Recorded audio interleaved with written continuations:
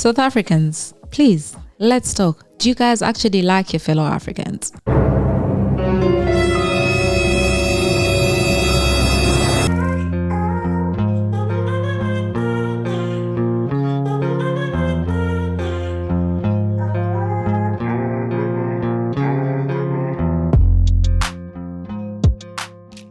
Now, I'm sure many of you know Miss Chidima Adensinti, a Nigerian South African who was in the recent Miss South African beauty pageant, and there was like some sort of controversy around her because when people found out she was Nigerian, they went digging and then they found out that her mother had actually committed identity fraud, and then this led her to withdraw from the pageant, citing that her life and her family's life, was in danger or something like that. So she decided to withdraw. Now, after withdrawing, she went to Nigeria, that is her father's side, and decided to join the pageantry in Nigeria. She won the title to represent Nigeria on an international stage. Are we following? Yeah, let's follow. However, upon her arrival in Mexico, a certain South African group called Progressive Forces launched a petition against her, citing that it would affect her presence, her participation in the pageantry, would harm the reputation of that pageantry. And that petition gained 1,000 signatures within a day. And that called for a disqualification.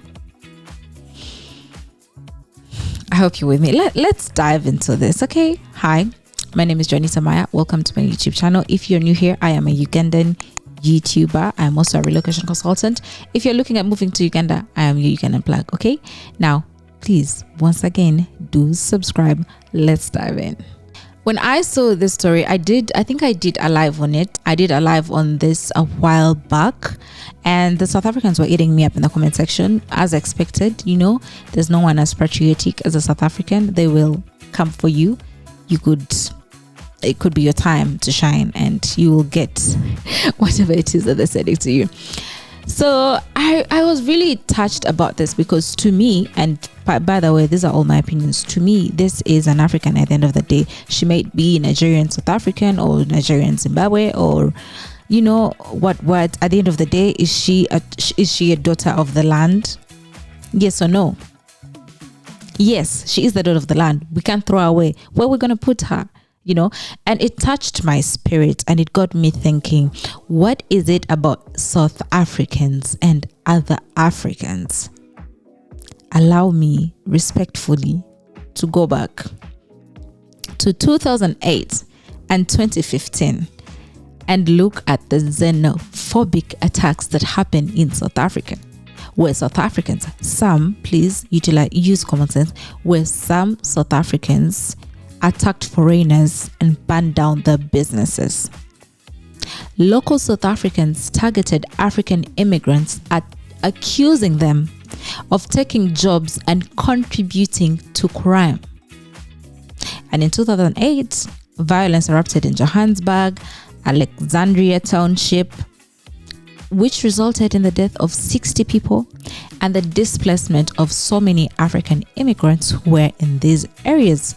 Some of those immigrants were the Zimbabweans, the guys from Mozambicans, and this, when we were watching from the outside looking in, we're like, how much hate do these people have towards their fellow black people?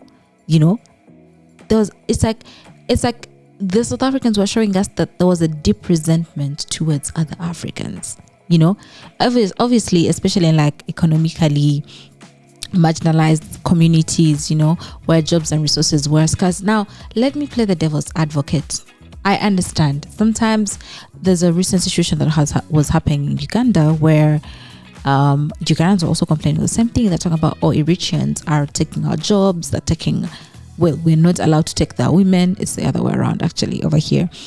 So it's things like that. So I can understand that sometimes as a native of that place, you can feel a certain way.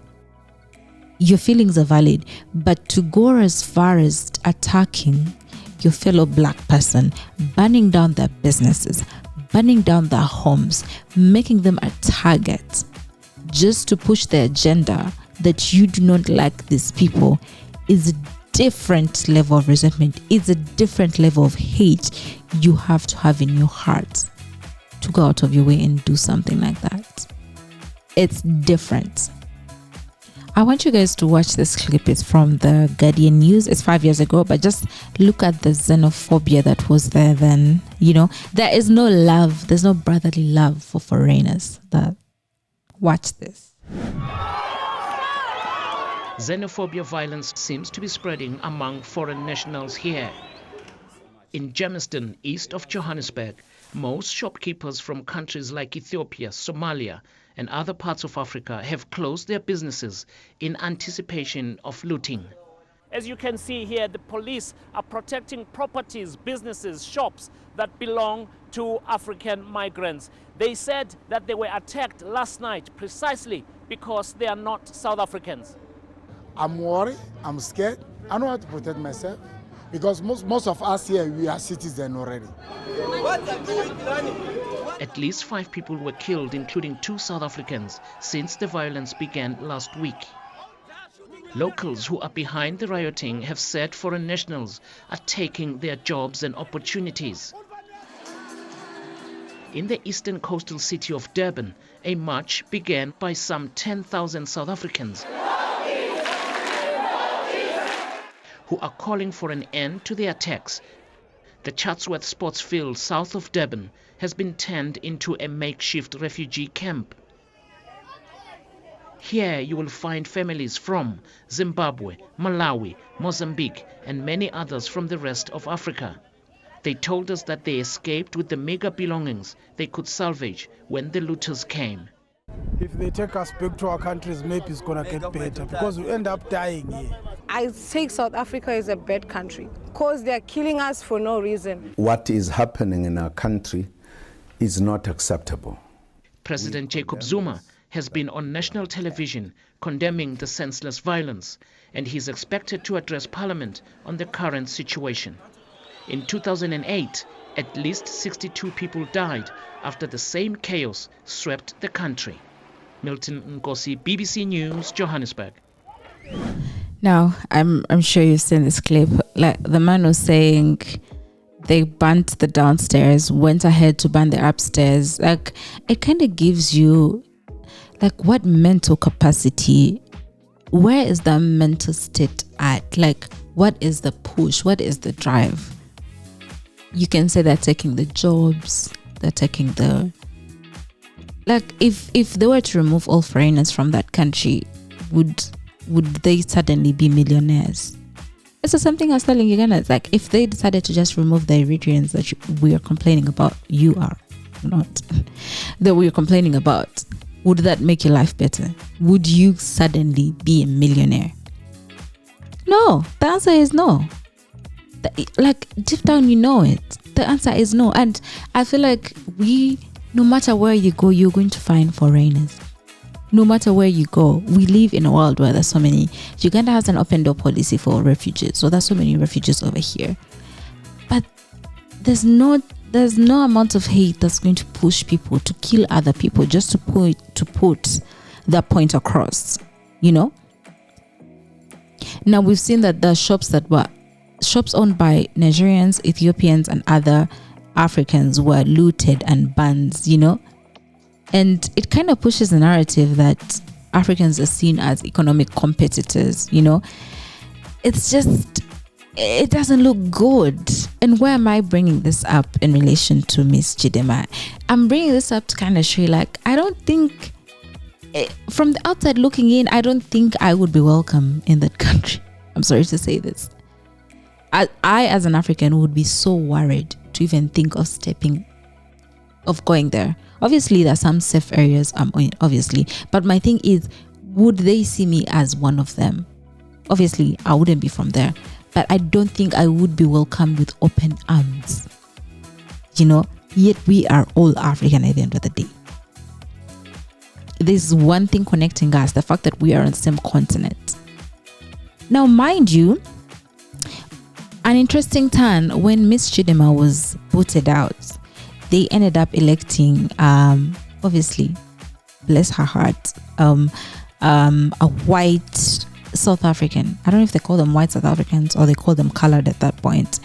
But she ended up winning. Shout out to her. She has a disability. I don't know if she's blind or something, but I know that she has a disability and I think deaf. Yeah. And she's representing all the disabled people. Obviously, disability is not lack of ability. Power to her. But let's look at her race. She's white. She's white. Let's be honest with ourselves. South Africans, yeah, they'll be like, oh no, but she's actually a South African. She was born here. She has a right to compete.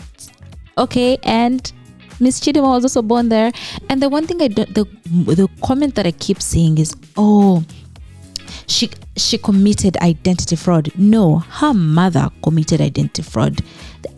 Selective activism and selective hate, direct it where it needs to go. Go to her mother and be like, hey, as the mom, you did A, B, C, and D. You set this child up like this.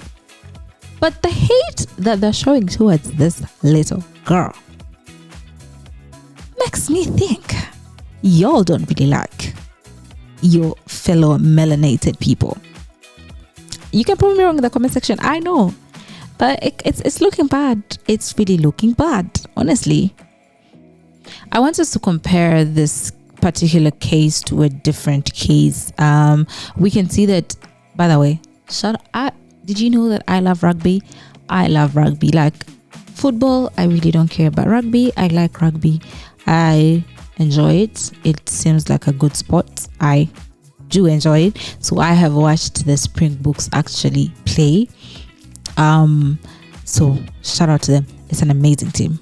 Let's put up a picture of the Springboks. That's the South African rugby team. Do you see that? Okay, so you've seen that. Let me set the stage, okay?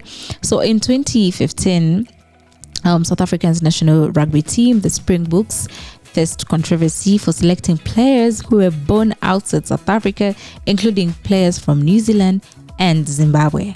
Full stop. Right?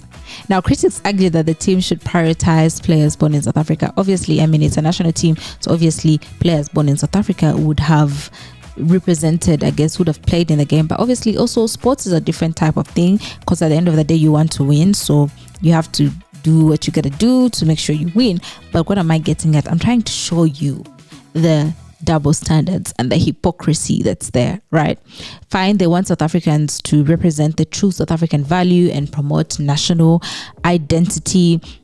And this kind of sparked a debate whether or not a true South African can be someone who has spent significant time in South Africa, or someone who has been outside, whose ancestry hails from a different African nation. Now, so there's this tweet that said, in Africa we celebrate the South African rugby team because they are not xenophobic like the organizers of Miss SA. The Springboks had Tendai Mtawarira, oh God, born and raised in Zimbabwe, play for South Africa on an international stage. Congrats for the Springboks for the win against New Zealand. Now, I'm surprised they didn't raise in arms and sign petitions to have this guy booted out of the South African team. Now, mind you, he is not from South Africa, but they were okay having him come on board and do his things. But they drew a line at someone who was born in South Africa with a close, okay, maybe she's not South African, someone who was born in South Africa, identified as South African, although her mother committed a crime. They were not okay with her, but they were okay with this young gentleman. And I also want to show you guys something else, because that's the thing about South Africans. They argue sometimes, same in the comment section, with their arguments, and I'm just like, it's not making sense, friend. It isn't making sense. Let's see this clip from one of the members of the EFF and hear what he had to say. The EFF has long called for total decolonization of our public symbols. This underlies our inability to join in the fake celebration of the Springboks, because the Springbok is a sign that cannot be whitewashed. It stands in parallel continuity with the stem, entrenching white supremacy in our society. That is why the rugby team in question is white dominated. It is a perfect reflection that white people have successfully resisted change in our country for the last 25 years. People agree that rugby has not transformed and it is not about to transform. So what exactly are we celebrating? It is only us. Is it only us who remember that the Springboks' purity had been kept by creating an inferior team known as the Leopards in order to distinguish them from the lily-white Springboks? Out there, people say what's happening is racial unity on the streets. But the truth is, out there is scores of black people extending their exploited, marginalized, scandalized, and brutalized humanity to a white-dominated team. This is what happens every day in South Africa. Black people running behind white-dominated institutions seeking inclusion, recognition, and affirmation in the country of their own birth. Our people have done this in 95. Our people have done this in 97. And in return, the white-dominated society has not opened itself up. Lepaletswe Mandela, he could not even make you accept change, white people. To the white community, to this day, has not recognized the humanity of black people. They refuse to this day to accept that 25 years, only one Makazole Mapimpi has made it from rural rugby in the Eastern Cape, where there are more black rugby players than the white people combined in South Africa. That Siako Lizia to go to a white school. Otherwise, you would have not seen the light of day in the World Cup. I feel like that clip right there kind of says what every African has been thinking and what's been on their mind, because let's be real, at the end of the day, this is what we're thinking. We're thinking, what's actually happening? What are they doing? Are they for real? Are you for real? You have a whole national team that's, I don't want to say the word. Picture up again. You have a whole national team that looks like that. That you have an issue with her? Yeah, it does not make sense to me. But yeah, that's it from me. I know you're going to eat me up, but please be respectful in the comment section. I would love to hear what you have to say. I want to learn, because maybe I'm not getting it. Teach me. Teach me in the comment section, because I do not understand it. There's no argument that's making sense from you guys. It just looks like you hate your fellow melanated people. Let's call a spade a spade. That's it from me. Thank you so much for watching this. I will sign out for now. Follow me on all my social media platforms at Jonita Maaya. Love to interact with you. Buy my merch. Uganda looks good on me. It's not the perfect country, but we have our good days. Okay. And yeah, I will see you next time. Bye.